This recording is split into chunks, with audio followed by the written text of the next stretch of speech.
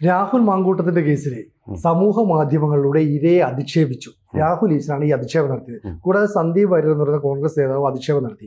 ഇന്നലെ എന്തായാലും Rahul ഈശ്വറിനെ police, cyber പോലീസാണ് കസ്റ്റഡിയിലെടുത്തു.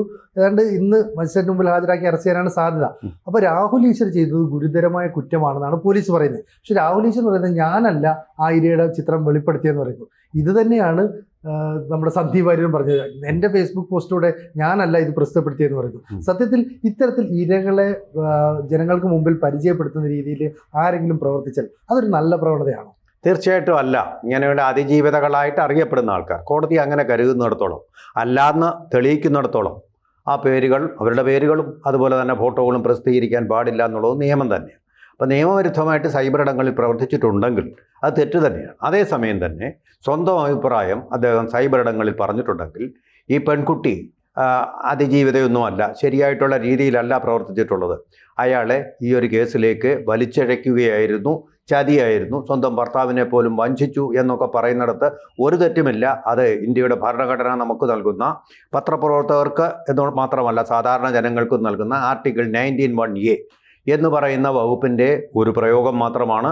അത് മൗലികമായിട്ടുള്ള ഒരു അവകാശമാണ്. നമ്മുടെ അഭിപ്രായ പ്രകടനത്തിനും അതുപോലെ തന്നെ മറ്റുള്ളവരുടെ അഭിപ്രായം കേൾക്കാനും നമുക്കുള്ള സ്വാതന്ത്ര്യത്തിൻ്റെ ഒരു പ്രകടിത രൂപം, ആവിഷ്കാര സ്വാതന്ത്ര്യത്തിനും എല്ലാം വരുന്നത് അത് തന്നെയാണ്. ആ വകുപ്പ് തന്നെയാണ് വളരെ മനോഹരമായ, നമ്മുടെ ഭരണഘടനയ്ക്ക് ചാരുത ചാർത്തുന്ന ഒരു വകുപ്പ് തന്നെയാണ്, സംശയമില്ല. പക്ഷേ ഈ രാഹുൽ ഈശ്വറെ സംബന്ധിച്ചിടത്തോളം അദ്ദേഹത്തിൻ്റെ പ്രദർശനപരത പലപ്പോഴും അറസ്റ്റ് ഇരന്നു വാങ്ങിക്കുന്ന ഒരാളാക്കി മാറ്റിയിട്ടുണ്ട്. ഇതിപ്പോഴൊന്നുമല്ല, അദ്ദേഹത്തിൻ്റെ ചരിത്രത്തിലേക്ക് പോയി കഴിഞ്ഞാൽ കൈരളി ചാനലിൽ അദ്ദേഹം ഒരു അവതാരകനായിരുന്നു. അവിടുന്ന് അദ്ദേഹത്തെ പറഞ്ഞു വിട്ടു. അദ്ദേഹത്തിൻ്റെ ഈ CPM തന്നെ ചോദ്യം ചെയ്തുകൊണ്ട് അവരുടെ ഒരു ക്രൗഡ് ഫണ്ടിങ്ങിലൂടെ ഉണ്ടായ ഒരു ചാനലിൽ ഇരുന്നു കൊണ്ട് പറയുക എന്ന് പറയുന്ന ഒരു അനൗചിത്യമുണ്ട് അതിൽ. അതുപോലെ ഒരു അനൗചിത്യമാണ് ഇപ്പോഴും അദ്ദേഹം കാണിച്ചിരിക്കുന്നത്. കാരണം അതിൻ്റെ ഫോട്ടോകളും ഒക്കെ ഇട്ടുകൊണ്ടും അതിനെ പരിചയപ്പെടുത്തിക്കൊണ്ടും അതിനെ അപമാനിക്കാൻ വേണ്ടിയിട്ട് ഒരു ലിബൽ സ്യൂട്ട് അല്ലാതെ തന്നെ പോകാവുന്ന കേസാണത്. അതുപോലെ തന്നെ ഈ കേസിലൊരു അതിജീവിതയാണ്. അവരുടെ പ്രൈവസി എന്ന് പറയുന്ന കാര്യത്തിലേക്കാണ്, രഹസ്യമായി സൂക്ഷിക്കേണ്ട കാര്യങ്ങളിലേക്കാണ് ഇദ്ദേഹം പോയിട്ടുള്ളത്. അത് തീർച്ചയായിട്ടും ദുരുദ്ദേശത്തോടു കൂടി നടത്തുന്ന കാര്യമാണ്, തെറ്റു തന്നെയാണ്. എന്നിരിക്കെ തന്നെ രാഹുൽ ഈശ്വർ എന്ന് പറയുന്നത് അദ്ദേഹം ലണ്ടൻ സ്കൂൾ ഓഫ് എക്കണോമിക്സിൽ പഠിച്ച ആളാണ്, സുമുഖനാണ്, സുന്ദരനുമാണ്. പക്ഷേ ഈ ഒരു സ്വഭാവം അദ്ദേഹത്തിനുണ്ട്, പ്രദർശനപരത. പശവൻ പക്ഷിയെ പോലെ അന്ത്യചർച്ചകളിൽ വന്നിരുന്ന ആവശ്യമില്ലാത്ത അഭിപ്രായങ്ങൾ അടിച്ചേൽപ്പിച്ചുകൊണ്ട് അദ്ദേഹം, കഴിഞ്ഞ ദിവസവും കണ്ടു, അടിച്ചേൽപ്പിച്ചുകൊണ്ട് അദ്ദേഹം ഇരകൾക്ക് വേണ്ടി ഇരക്കുന്ന ഒരു സ്വഭാവം. വക്കീൽ ആളൂരിനെ പോലെ ഇരകൾക്ക് വേണ്ടി മറ്റുള്ളവരിൽ നിന്ന് വ്യത്യസ്തമായ അഭിപ്രായം പ്രകടിപ്പിക്കുമ്പോൾ ആൾ ശ്രദ്ധിക്കപ്പെടും. ആ ശ്രദ്ധ കിട്ടാൻ വേണ്ടിയാണോ എന്നറിയുന്നില്ല, ഇരന്നു വാങ്ങുക. എന്തും പറയുമ്പോൾ, മറ്റുള്ളവർ പറയുമ്പോൾ അസഹ്യതയോടെയും അസഹിഷ്ണുതയോടെയും ഒരു വരി കൂടി. ആ ഒരു വരി എന്നുള്ള വാക്ക് തന്നെ എത്ര അശ്ലീലമാണ്.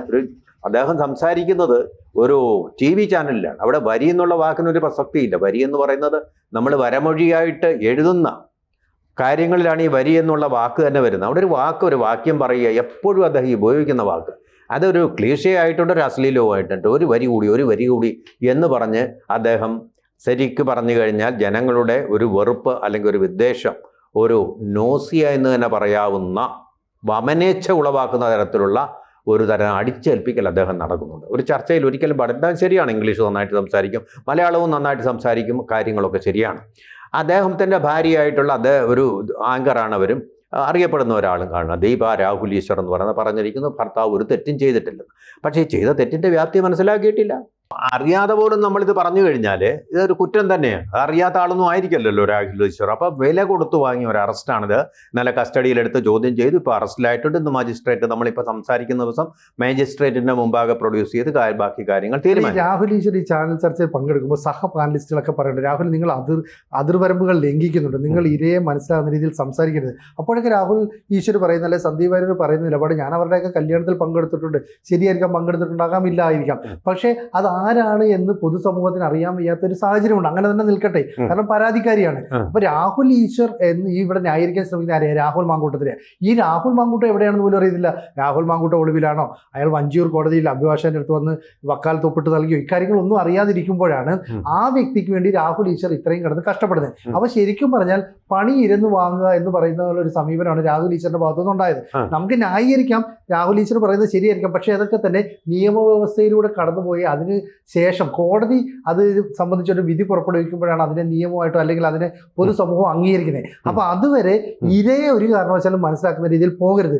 ഇര ചെയ്തത് തെറ്റാണ്, ഇര സ്വന്തം ഭർത്താവിനെ മോശമായിട്ടാണ് ചതിച്ചത് എന്നൊക്കെയുള്ള രീതിയിലുള്ള വ്യാഖ്യാനങ്ങൾ വന്നു. അപ്പൊ പൊതുസമൂഹം ആ രീതിയിലേക്ക് ചർച്ച വന്നു. ശരിക്കും ഇത്തരത്തിൽ പണി ഇരന്ന് വാങ്ങേണ്ട കാര്യം രാഹുലിനുണ്ടായിരുന്നു? തീർച്ചയായിട്ടും ഇല്ല. ഞാൻ പറഞ്ഞു, പണി ഇരന്നു വാങ്ങും, അറസ്റ്റ് ഇരന്നു വാങ്ങുകയാണ് അദ്ദേഹം ചെയ്യുന്നത്. എപ്പോഴും അങ്ങനെയാണ്. പബ്ലിസിറ്റിക്ക് വേണ്ടിയുള്ള ഒരു സ്റ്റാൻഡാണോ ഇതെന്ന് സംശയമുണ്ട്. അതാണെങ്കിൽ അദ്ദേഹം അതിന് വരെ കൊടുത്ത് വളരെ സന്തോഷവാനായിട്ടാണ് അദ്ദേഹം പോലീസ് കസ്റ്റഡിയിൽ നിന്ന് വരുന്നത്. കാരണം ഇങ്ങനൊരു അറസ്റ്റിന് വേണ്ടി അദ്ദേഹം കൊതിച്ചിരിക്കുകയായിരുന്നു എന്ന് നമുക്ക് തോന്നുന്നു. ആ രീതിയിലാണ് അദ്ദേഹം വരുന്നത്.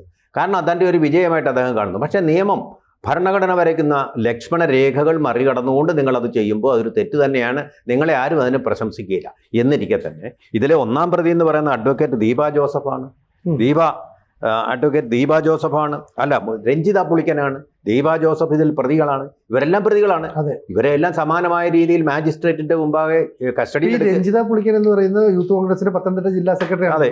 അതുപോലെ തന്നെ അഡ്വക്കേറ്റ് ദീപ അല്ലെ, അത് പിന്നെ സന്ദീപ് വാര്യർ, ഈ രാഹുൽ ഈശ്വർ ഇതെല്ലാം ചെയ്ത് സമാനം പറ്റും. അപ്പൊ ഇവരെല്ലാം തന്നെ സൈബർ പോലീസ് പ്രതികളാക്കാനാണ് സാധ്യത.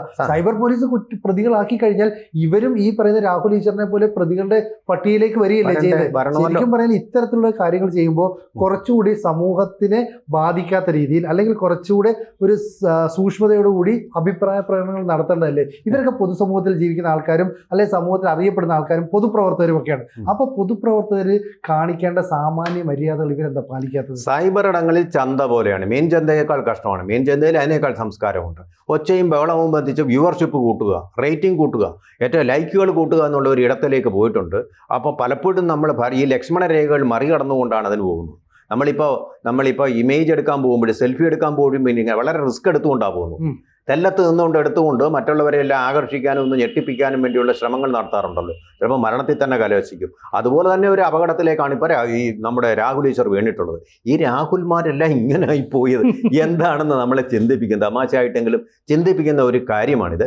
തീർച്ചയായിട്ടും ലക്ഷ്മണ രേഖകൾ ഉണ്ടാവണം, നിയന്ത്രണ രേഖകൾ, അതിർത്തി രേഖകൾ ഉണ്ടാവണം. ആ അതിർത്തി രേഖകൾക്കുള്ളിൽ നിന്ന് നമുക്ക് ആരോഗ്യകരമായിട്ടുള്ള ചർച്ചകൾ തീർച്ചയായിട്ടും അനുവദനീയം. പക്ഷേ ഞാൻ വേറൊരു കാര്യം പറയാൻ CCG, എന്നാൽ ഞാൻ ഈ കാര്യത്തിൽ കണ്ടിട്ടുള്ള ഒരു പ്രത്യേകത എന്ന് പറയുന്നത്, വളരെയധികം യുവാക്കൾ ഒരു ബ്രിഗേഡ് പോലെ അല്ലെങ്കിൽ ഒരു അലകടൽ പോലെ ഇപ്പോൾ രാഹുൽ മാങ്കൂട്ടത്തിന് അനുകൂലമായിട്ട് സംസാരിച്ചു കൊണ്ടിരിക്കുന്നത്, പ്രത്യേകിച്ചും യുവാക്കൾ.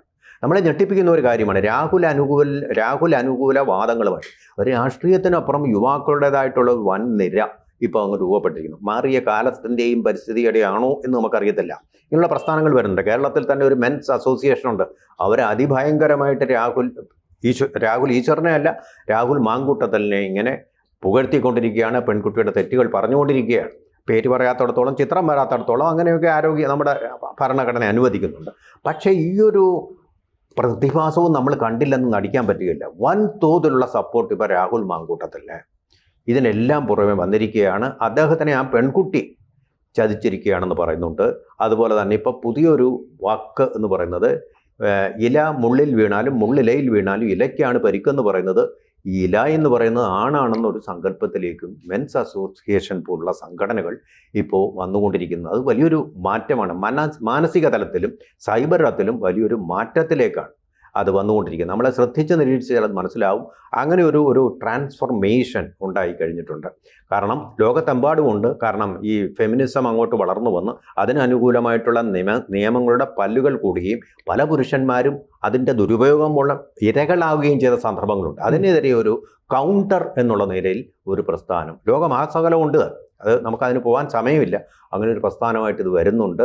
അതിൻ്റെ ഒരു ഓഫ് ഷൂട്ടാണോ ഇവിടെ ഇപ്പോൾ നമ്മൾ ഈ കാണുന്ന ഈ സപ്പോർട്ട്, രാഹുൽ ഈശ്വറിനെ വരെ സപ്പോർട്ട് ചെയ്യാൻ പ്രേരിപ്പിച്ച സംഭവം എന്നുള്ളൊരു സംശയം കൂടി അവശേഷിപ്പിക്കുന്നുണ്ട് ഈ എപ്പിസോഡ്.